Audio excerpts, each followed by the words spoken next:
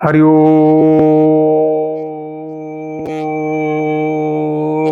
Hello everyone, myself Santosh Chaube. Today we shall start a new lecture series by the name of Science and Technology. आज की जो class है इसमें हम लोग एक नई श्रृंखला शुरू करने जा रहे हैं जिस श्रृंखला का नाम है विज्ञान एवं प्रौद्योगिकी.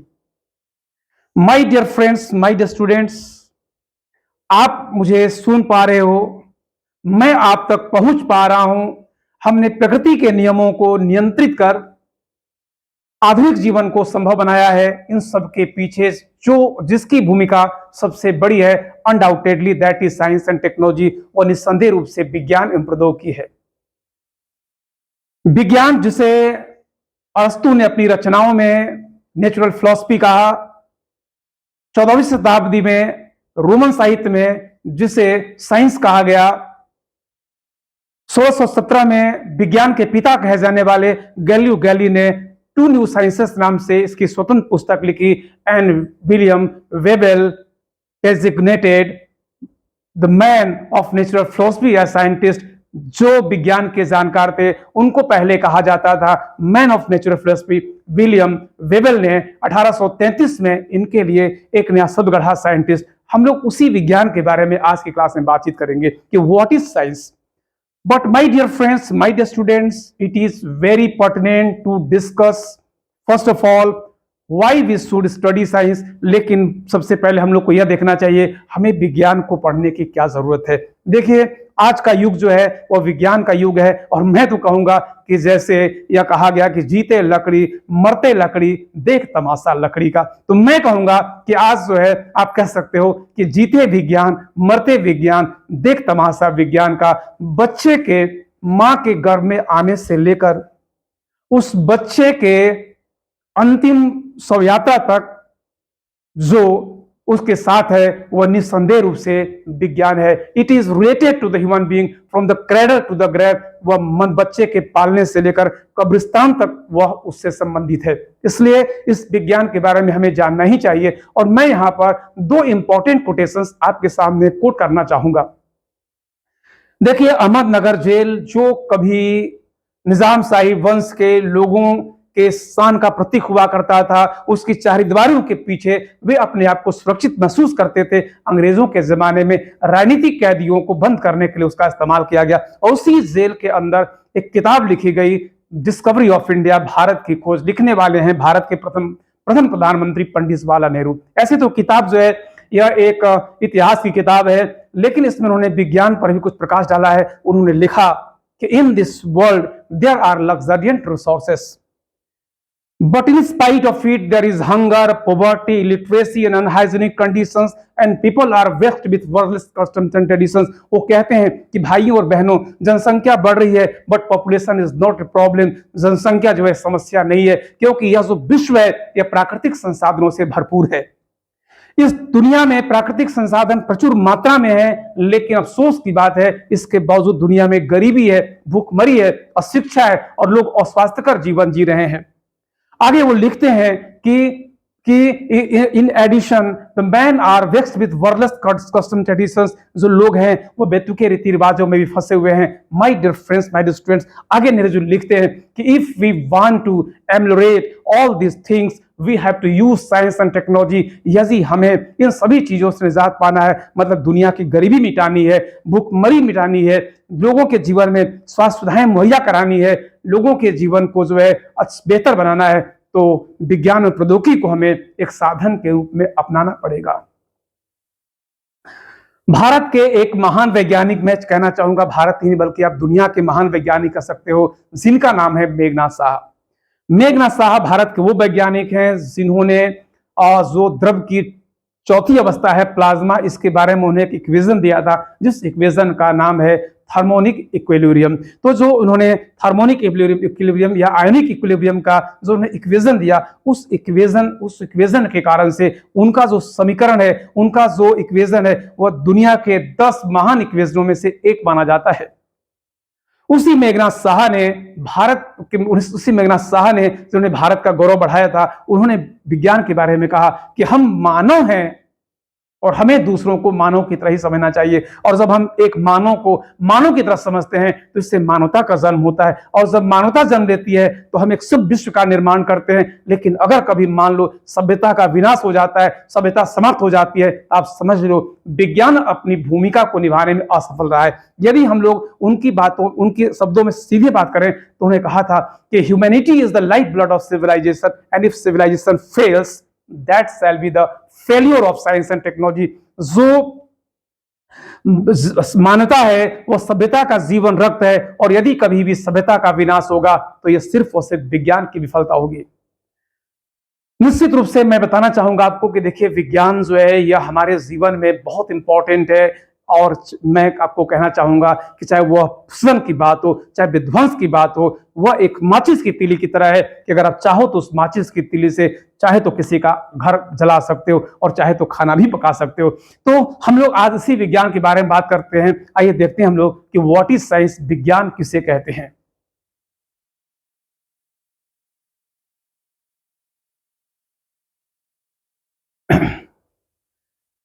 देखिए जो साइंस है यह साइंस लैटिन भाषा के एक शब्द से निकला हुआ है। शब्द है आपका साइंसिया। शब्द है आपका साइंसिया। तो the term science has been derived from a Latin term scientia which meaning is to know. जो साइंस है यह लैटिन भाषा के शब्द साइंसिया से निकला हुआ है, जिसका अर्थ होता है जानना।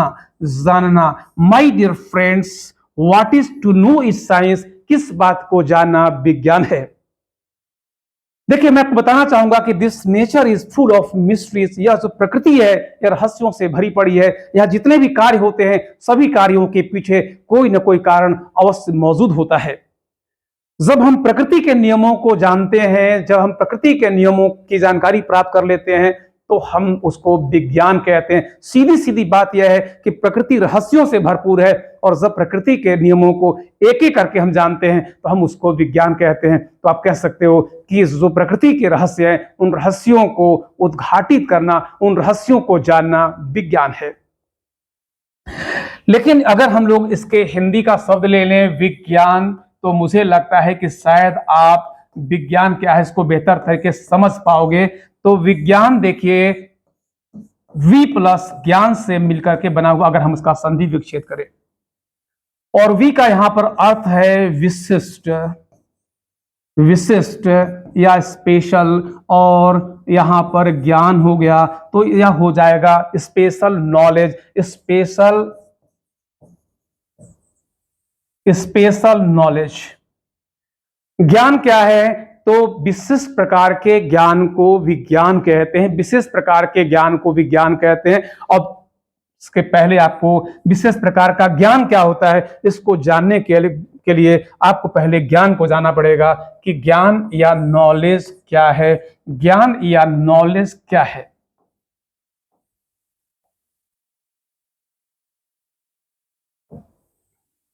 देखिए अभी हम लोगों ने क्या बात की, अभी हम लोगों ने बातचीत की कि इस प्रकृति में बहुत सारे रहस्य भरे पड़े हैं। तो प्रकृति जो है रहस्यों से भरी पड़ी है, तो यहाँ पे जाहिर सी बात है हमें कुछ न कुछ प्रकृति से सीखने को मिलता है। और सीखने को कैसे मिलता है हमें? या तो हमें सीखने को मिलता है अध्ययन के माध्यम से, या हम सीखते हैं अनुभव के माध्यम से। तो किसी भी प्रकार का जो है आइडियाज या विचार, किसी भी प्रकार के फैक्ट्स या तथ्य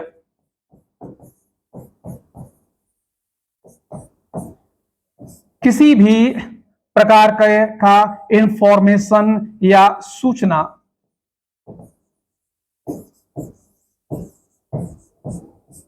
किसी भी प्रकार के विचार हो, किसी भी प्रकार का तथ्य हो, किसी भी प्रकार की सूचना हो, जिसे हम या तो हम प्राप्त करें एक्सपीरियंस या अनुभव के द्वारा, या जिसे हम प्राप्त करें स्टडी या अध्ययन के द्वारा। कोई भी विचार, कोई भी तथ्य, कोई भी सूचना जो हम अनुभव या अध्ययन के माध्यम से प्राप्त करते हैं, इसे हम लोग कहते हैं आपका ज्ञान, इसे हम लोग कहते हैं ज्ञान। आइए हम लोग इस पर बात करते हैं, इस पर विचार करते हैं कि कैसे अनुभव और अध्ययन के माध्यम से हमें ज्ञान की प्राप्ति होती है।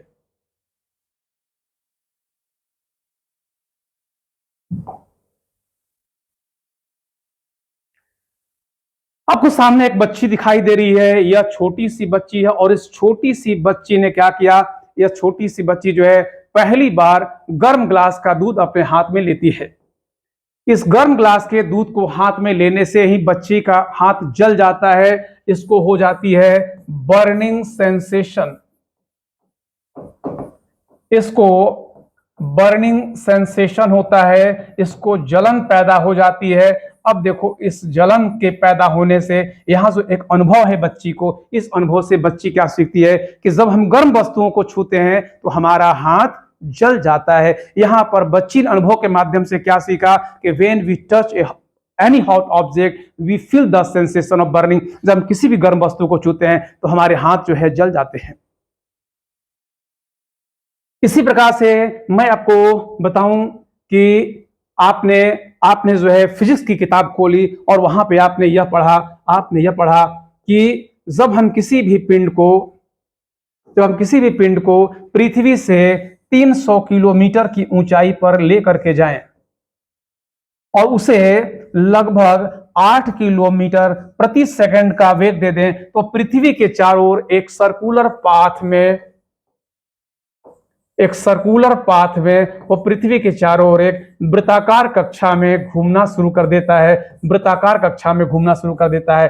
अब यहाँ पे आपने किसके माध्यम से, तो आपने स्टडी के माध्यम से, अध्ययन के माध्यम से आपने क्या सीखा कि जब हम किसी भी पिंड को 300 किलोमीटर की ऊंचाई पर ले जाकर के 8 किलोमीटर प्रति सेकंड का जो वेग है यह हम दे देते हैं उसको टेंजेंशियल डायरेक्शन में, तो पृथ्वी के चारों ओर चक्कर लगाना शुरू कर देता है। और इस प्रकार से आपने यहाँ पर यह देखा कि अध्ययन के माध्यम से आपको यहाँ पर कुछ सूचना मिली, यह सूचना यहाँ पर ज्ञान है। इसी प्रकार से आप एक और एग्जाम्पल ले सकते हो। आपको सामने देखिए महात्मा गांधी दिखाई दे रहे हैं, तो आपने इतिहास की किताब खोली, उसमें आपने यह पढ़ा कि महात्मा गांधी ने 1920 से लेकर के 1922 ईस्वी के बीच में एक मूवमेंट चलाया, एक आंदोलन चलाया, जिस आंदोलन का नाम है नॉन कोऑपरेशन मूवमेंट, असहयोग आंदोलन। और महात्मा गांधी ने 4 फरवरी 1922 को इस आंदोलन को वापस कर लिया। हालांकि इस आंदोलन का उद्देश्य था अंग्रेजों को भारत से बाहर खदेड़ देना। तो यहां पर आपने ये पढ़ा कि महात्मा गांधी ने 1920 से 22 के बीच में असहयोग आंदोलन चला, जिसका उद्देश्य था अंग्रेजों को भारत से बाहर खदेड़ना। लेकिन 1922 में 4 फरवरी 1922 को उन्होंने क्या किया, आंदोलन के वापसी की घोषणा कर दी। यहां पर आपको तथ्य की प्राप्ति हुई, एक सूचना की प्राप्ति हुई। तो कोई भी तथ्य आपके पास, कोई भी सूचना आपके पास हो, कोई भी विचार आपको मिलते हैं जो या तो अनुभव के माध्यम से मिलते हैं या अध्ययन के माध्यम से मिलते हैं, हम इनको कहते हैं ज्ञान। अब सवाल यह है कि फिर जो ज्ञान है उस ज्ञान में कौन सी ऐसी विशेषता आती है कि वह बन जाता है विज्ञान। तो my dear friends, my dear students, आप यहाँ पे आ जाओ। यह बच्ची जो है, इस बच्ची ने गर्म ग्लास के दूध को हाथ से छुआ था और गर्म ग्लास के दूध को हाथ से छूते ही बच्ची का हाथ जल गया। अब यहाँ पर देखो इसके मन के अंदर क्वेश्चन पैदा होता है, एक सवाल पैदा हो जाता है कि why I feel sensation when I touch the glass of hot water, hot milk. जब मैंने यह गर्म ग्लास का दूध हाथ से छुआ तो मेरा हाथ क्यों जल गया।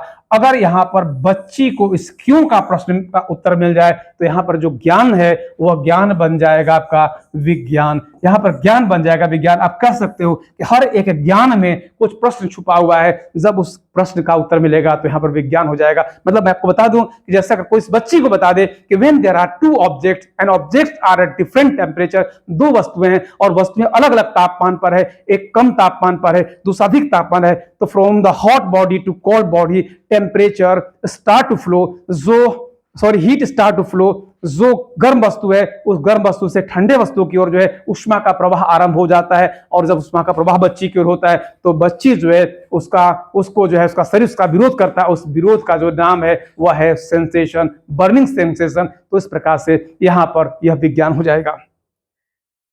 इसी प्रकार से आपने यह पढ़ा कि आपने किताब खोली फिजिक्स की, और उस किताब में आपने पढ़ा कि अगर हम किसी भी पिंड को 300 किलोमीटर की ऊंचाई तक लेकर के जाएं और लेकर जाने के बाद उसे हम टेंजेंशियल डायरेक्शन में लगभग 8 किलोमीटर प्रति सेकंड का वेग दे दें तो पृथ्वी के चारों ओर चक्कर लगाना शुरू कर देगा। अब यहाँ पे क्वेश्चन उठ जाए कि क्यों 300 किलोमीटर की ऊंचाई पर 8 किलोमीटर प्रति सेकंड के वेग देने पर ही वो चक्कर लगा रहा है। तो यहाँ पर अगर आपको कोई ये बता दे कि जब हम किसी भी पिंड को क्या करते हैं, जब कोई भी जो पिंड है उसको जो चक्कर लगवाना होता है तो चक्कर लगवाने के लिए उसे हमें एक बल देना होता है जिस बल का नाम है सेंट्रीपिटल फोर्स। जिस बल का नाम है सेंट्रीपिटल फोर्स या अभिकेंद्र बल। पृथ्वी की जो गुरुत्वाकर्षण शक्ति वो अभिकेंद्र बल लगाकर इस पिंड को खींच रही है, और 300 किलोमीटर की ऊंचाई पर जो गुरुत्वाकर्षण बल अभिकेंद्र बल की तरह काम कर रहा है, ये उस बल को संतुलित करने के लिए हमें बाहर की ओर एक बल की जरूरत पड़ेगी जिसका नाम है अपकेंद्र बल। इस बल को लगाने के लिए हमें 8 किलोमीटर प्रति सेकंड का वेग चाहिए, तब यह जो है साम्यता की स्थिति में आएगा। और इस प्रकार से यहाँ पर जो बच्चे के मन के अंदर क्यों का प्रश्न है कि क्यों 300 किलोमीटर की ऊंचाई पर 8 किलोमीटर प्रति सेकंड का वेग देने पर वो जो पिंड है वो पृथ्वी के चारों चक्कर लगाना शुरू कर देता है। अगर कोई यहाँ बता दे कि अगर यहाँ पर जो 8 किलोमीटर प्रति सेकंड का वेग दिया गया, इससे पृथ्वी के द्वारा लगाया जाने वाला जो अभिकेंद्र बल है सेंट्रीपिटल फोर्स है वह क्या हो जाएगा, बैलेंस हो जाएगा। तो यहाँ पर यह ज्ञान जो है वह विज्ञान में परिवर्तित हो गया। तो यहाँ पर देखो, यहाँ पर क्यों जैसा प्रश्न था, इस क्यों का जब आंसर मिल गया तो वह बन गया विज्ञान। इसी प्रकार से हम लोगों ने पढ़ा कि महात्मा गांधी ने 1920 से लेके 22 तक आंदोलन चलाया, and the purpose of the movement was to expulse the English from our motherland. हमारी धरती से अंग्रेजों को बाहर खदेड़ना उनका उद्देश्य था। लेकिन 4 फरवरी 1922 को उन्होंने आंदोलन की वापसी की घोषणा कर दी। अब यहाँ पे प्रश्न उठ गया कि why Mahatma Gandhi withdraw the movement without getting its purposes. Mahatma Gandhi बिना उद्देश्य के प्राप्ति के आंदोलन को क्यों वापस कर लिया। अगर इस क्यों का यहां पर कोई उत्तर दे दे कि महात्मा गांधी ने आंदोलन को नॉन कॉपरेशन घोषित किया था, नॉन वायलेंट घोषित किया था कि अहिंसक होना चाहिए आंदोलन, लेकिन आंदोलन में हिंसा हो गई और 4 फरवरी 1922 को एक क्रुद्ध भीड़ ने थाने में आग लगा दिया, जिससे 23 पुलिस वालों की अग्नि समाधि बन गई। महात्मा गांधी जी ने इस कारण से आंदोलन को वापस कर लिया। इस प्रकार से यहाँ पर अगर क्यों का आंसर मिल जाए तो यहाँ पर इतिहास में भी विज्ञान पैदा हो जाता है। हम लोग कह सकते हैं each and every knowledge have some particular questions, some implied questions. When we get answers of these questions, it becomes science. सभी ज्ञान में कुछ न कुछ प्रश्न अंतर्निहित होते हैं। जब इन प्रश्नों का हम आंसर पाते हैं, उत्तर पाते हैं, तो यह ज्ञान हो जाता है आपका विज्ञान, ज्ञान हो जाता है विज्ञान। तो हम लोगों ने देखिए क्या देखा कि जो साइंस है वह साइंसिया से निकला हुआ है, लैटिन भाषा के, जिसका अर्थ होता है जानना। प्रकृति रहस्यों से बड़ी पड़ी है। प्रकृति के जो नियम है, जब हम नियमों को जानते हैं तो विज्ञान होता है। या हम कह सकते हैं कि ज्ञान जो है वह हमें सूचना देता है, वह हमें विचार देता है, लेकिन ज्ञान में कुछ प्रश्न होते हैं। जब उन प्रश्नों का हम सही उत्तर पाते हैं तो ज्ञान बन जाता है विज्ञान। लेकिन my dear friends, my dear students, मैं आपको यहां पे बताना चाहूंगा कि जो ज्ञान है या जो रहस्य है, उन रहस्यों को जब हम जानते हैं तो उसको हम लोग कहते हैं सिद्धांत या थ्योरी। तो आप कह सकते हो कि विज्ञान क्या है। विज्ञान वास्तव में है कलेक्शन ऑफ थ्योरीज। विज्ञान क्या है? विज्ञान वास्तव में है कलेक्शन ऑफ थ्योरीज। विज्ञान सिद्धांतों का संग्रह है, विज्ञान सिद्धांतों का समुच्चय है। विज्ञान जो है वह सिद्धांतों का समुच्चय है। सही सी बात है कि हमें जानना पड़ेगा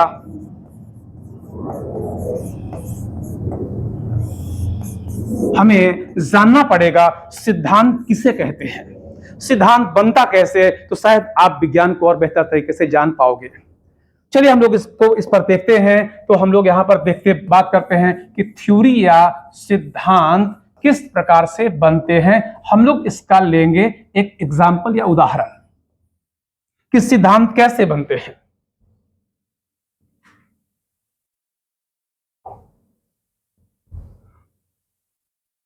यहां पर देखो, यह आपके होमो सैपियंस दिखाई दे रहे हैं, और ये होमो सैपियंस जो हैं,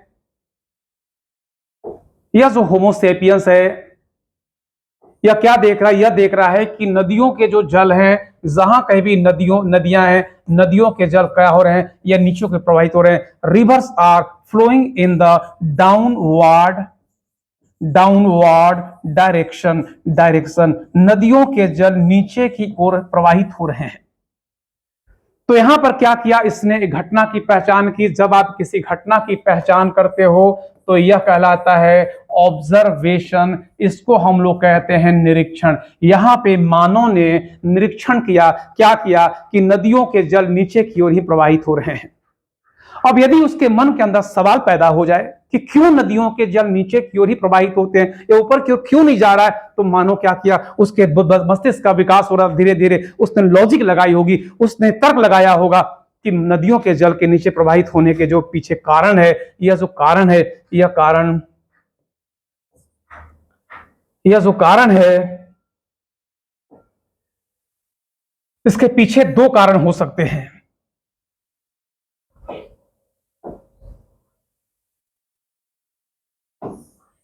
इसके पीछे दो कारण हो सकते हैं। या तो नदी के जल की विशेषता है कि वह नीचे ही प्रवाहित होती है, या पृथ्वी के अंदर एक शक्ति है जिससे पृथ्वी पिंडों को खींच लेती है। तो जो पहला स्टेप था, वह पहला स्टेप को हम लोग निरीक्षण कहते हैं, जिसमें घटना की पहचान की जाती है। और जो दूसरा स्टेप है इसमें, जिसमें यह सोचा गया कि क्यों यह नदियों का जल नीचे प्रवाहित हो रहा है, यह ऊपर की ओर क्यों नहीं जा रहा है, तो इसको हम लोग परिकल्पना कहते हैं। अब उसने परिकल्पना क्या की? उसने परिकल्पना यह किया कि या तो नदी की जल की विशेषता है कि वह नीचे ही गिरता हो, नदी की जल की विशेषता है कि वह नीचे ही गिरता हो, या फिर पृथ्वी के अंदर एक ताकत है, पृथ्वी पिंडों को खींचती है। उसने सोचा कि या तो नदी की विशेषता है कि वो नीचे गिरता है, या पृथ्वी के अंदर शक्ति है जिससे पृथ्वी पिंडों को अपनी ओर खींचती है। अब वो क्या करेगा? उसने जो कुछ भी यहां पर देखा, अब वो क्या करेगा? वो परिकल्पनाएं करेगा, वो यहां पे परिकल्पनाएं करेगा। तो उसने परिकल्पना करना शुरू कर दिया, परिकल्पना शुरू किया। when we apply logic and reasoning to deduce answer of questions implied in observation, जो निरीक्षण में प्रश्न है, उन प्रश्नों का उत्तर जानने के लिए जब हम तर्क और विवेक का प्रयोग करते हैं तो इसको हम परिकल्पना कहते हैं। और इसके बाद परिकल्पनाओं को क्या किया जाएगा? इसको हम लोग करेंगे एक्सपेरिमेंट, या इसका किया जाएगा प्रयोग। इसको हम लोग करेंगे प्रयोग या एक्सपेरिमेंट। मानव ने इसका किया, मान लो एक्सपेरिमेंट। तो एक्सपेरिमेंट में उसने क्या किया? उसने प्रयोग में यह किया कि उसने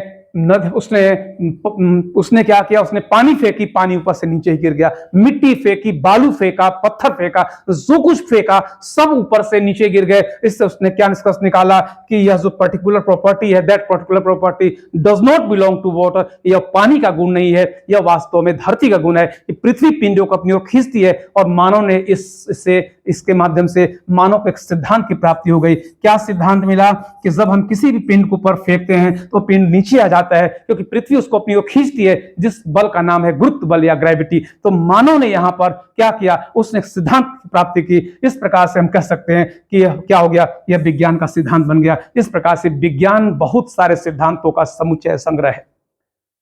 तो विज्ञान के माध्यम से क्या होता है? विज्ञान सिद्धांतों का समुच्चय है। विज्ञान के माध्यम से सिद्धांतों का निर्माण किया जाता है। इस प्रकार से अगर हम चाहें तो विज्ञान को सिद्धांत के आधार पर क्लासिफाई कर सकते हैं। आइए देखते हैं हम लोग कि विज्ञान को कितने वर्गों में क्लासिफाइड किया जा सकता है।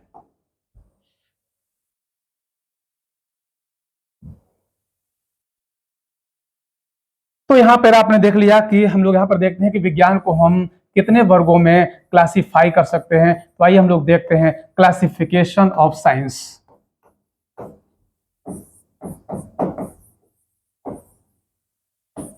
विज्ञान का वर्गीकरण।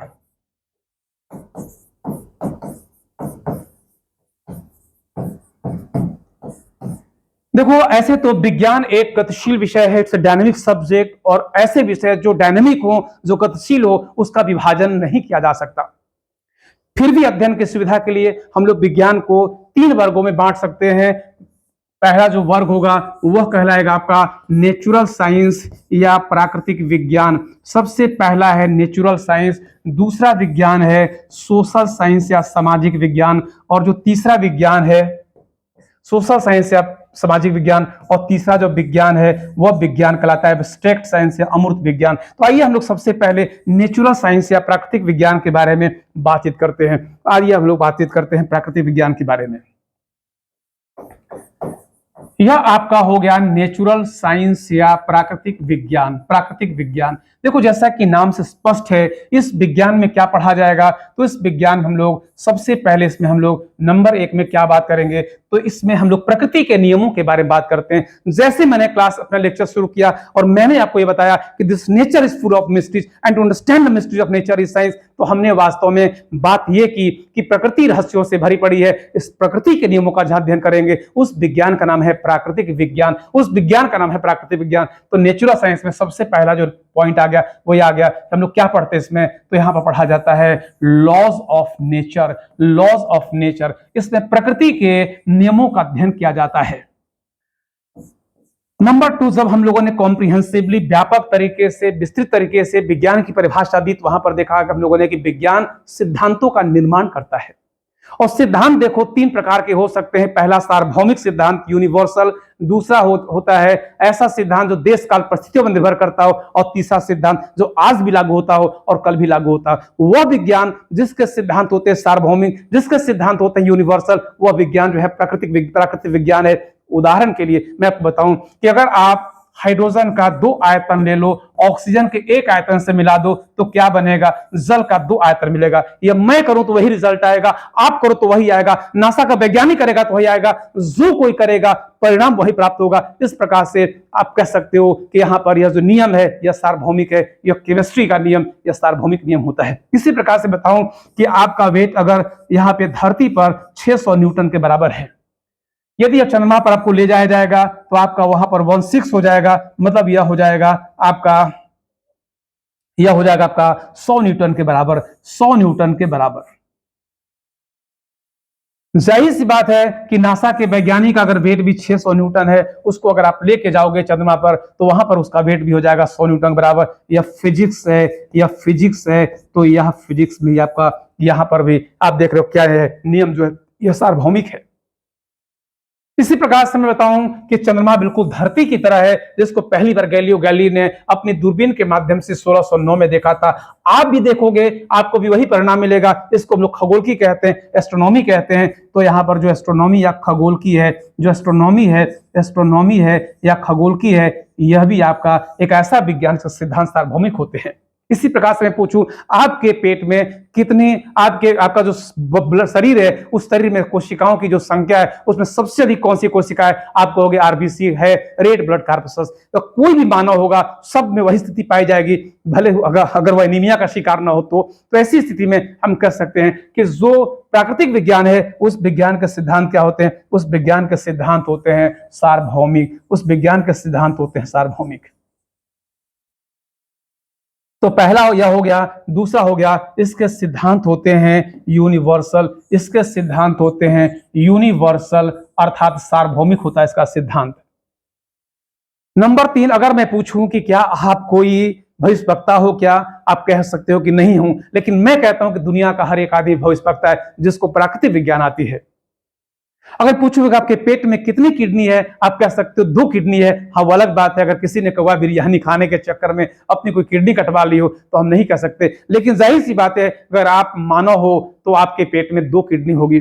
मैं कहूं आपसे कि अगर आपका जो है वेट यहाँ पर आपका वेट जो है यहाँ पे 60 न्यूटन है, अगर सूर्य पर ले जाया जाए तो आपका वेट कितना होगा, आप बता सकते हो कि 28 गुना बढ़ जाएगा, 1680 न्यूटन हो जाएगा। जाहिर सी बात है यहाँ पर आप प्रेडिक्शन कर सकते हो, भविष्यवाणी कर सकते हो। तो यहाँ बताना चाहूंगा एग्जैक्ट प्रेडिक्शन इज पॉसिबल।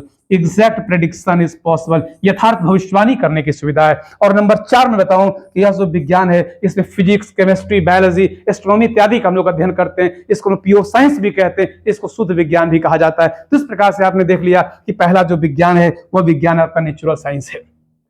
जो दूसरा विज्ञान है उस विज्ञान का नाम है सोशल साइंस या सामाजिक विज्ञान या सामाजिक विज्ञान।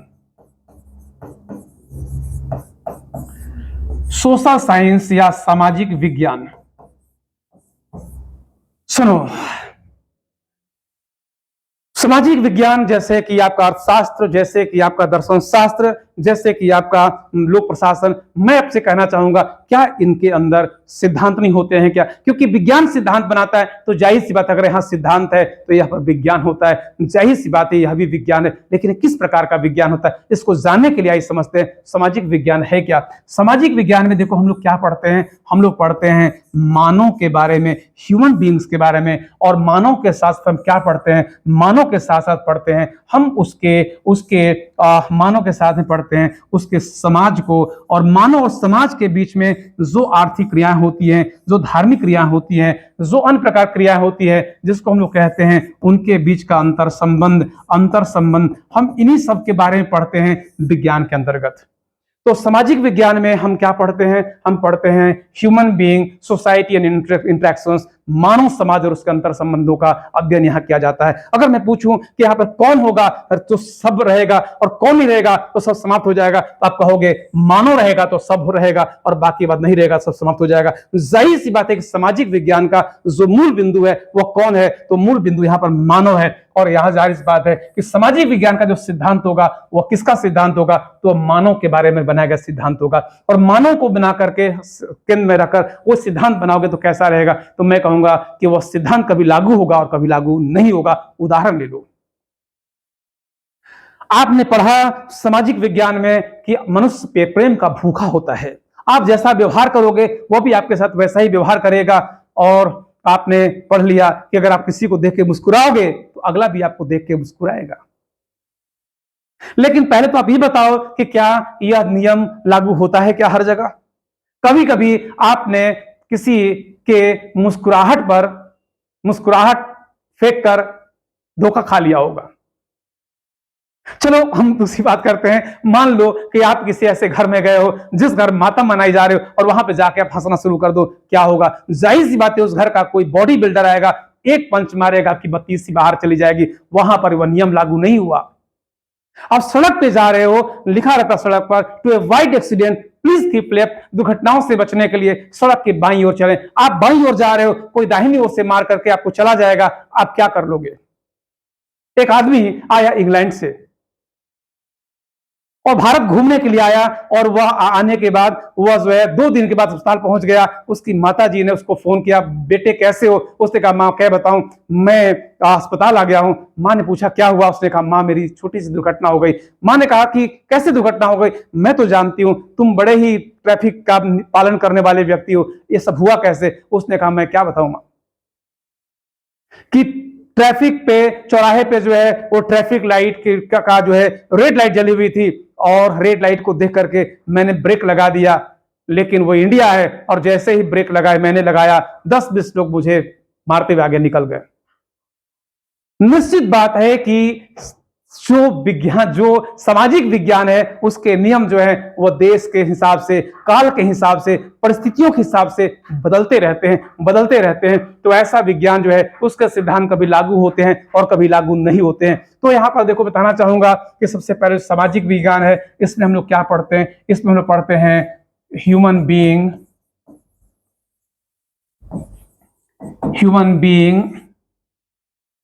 सोसाइटी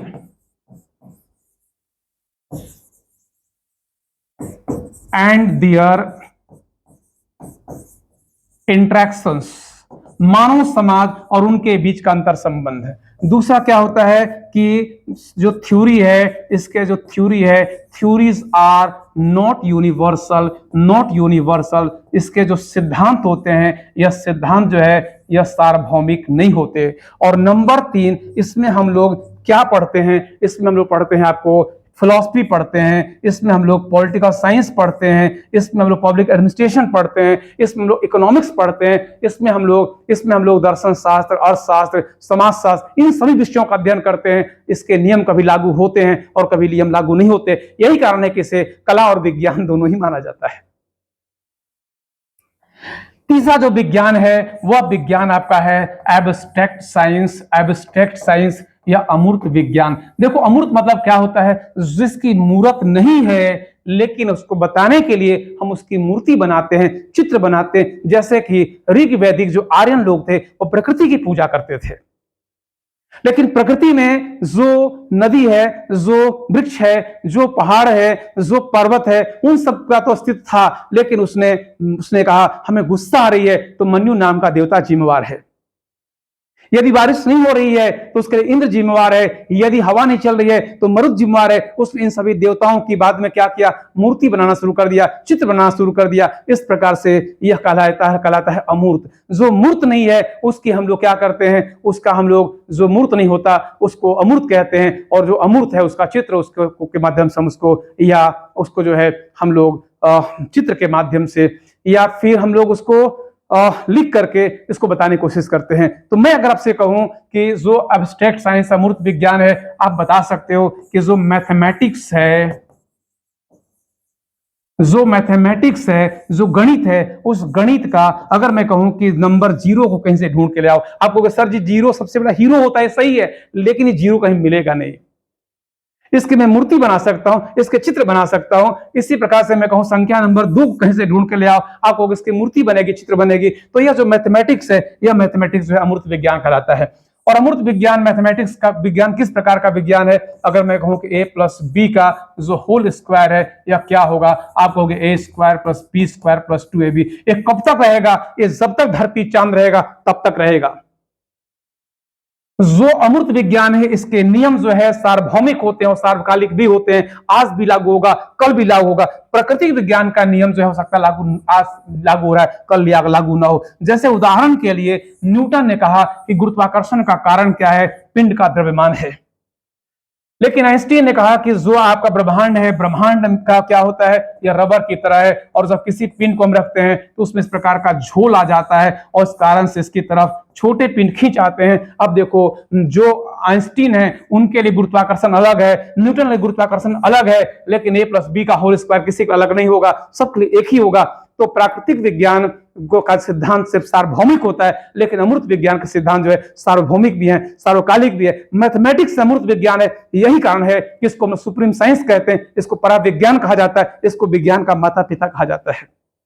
इस तरीके से आज हम लोगों ने यह देख लिया साइंस किसे कहते हैं। तो मैं बताना चाहूंगा कि साइंस वास्तव में हमें प्रकृति के जो सिद्धांत हैं, इन सिद्धांतों को समझने में मदद करता है। और यही बात है कि जिस दिन हम लोगों ने प्रकृति को ठीक समझ लिया, सारे नियम जान गए, उस दिन शायद हमें भगवान से मुलाकात भी हो जाएगी। क्योंकि अगर ईश्वर है जिसने इस नियम को बनाया, सारे नियम जान जाएंगे, तो हो सकता है उस दिन हम इस धराधाम पे इस धरती पर जो है हम शायद भगवान को भी जान पाएंगे। Thank you very much everyone. हम लोग अगली जो क्लास है उसमें पढ़ेंगे सीरीज में टेक्नोलॉजी के बारे में, व्हाट इज टेक्नोलॉजी। एक आपकी श्रृंखला चल रही है पॉलिटी की, दूसरी श्रृंखला आपकी साइंस के मैंने स्टार्ट कर दी, एक तीसरी श्रृंखला भी स्टार्ट होगी आपकी हिस्ट्री की। ये हम लोग साथ साथ पढ़ते चलेंगे। और thank you very much everyone, thank you so much, नमस्ते।